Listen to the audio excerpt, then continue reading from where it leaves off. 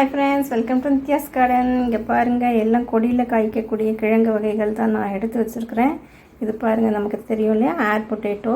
அதுக்கப்புறம் இது வந்து புள்ளி உள்ள கிழங்கு, இதுவும் கொடியில் தான் வரும். இது வந்து காட்டு வள்ளிக்கிழங்கு, கொடியில் தான் வரும். இவங்களும் கொடியில் தாங்க வருவாங்க. ஆஃப்ரிக்கன் வெரைட்டி இவங்க. ஏர் டட்டல் பொட்டேட்டோவா? அது என்னது பார்க்கலாமா? பாருங்க, இவங்க தான் டட்டல் மாதிரியே இருக்காங்கல்ல.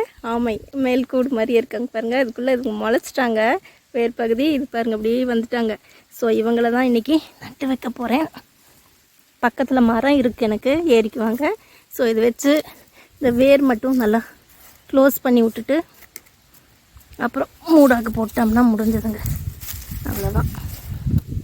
ஜெனில் தம்பி அங்கே லைப்ரரியாலையும் நட்டு வச்சுட்டாருங்க.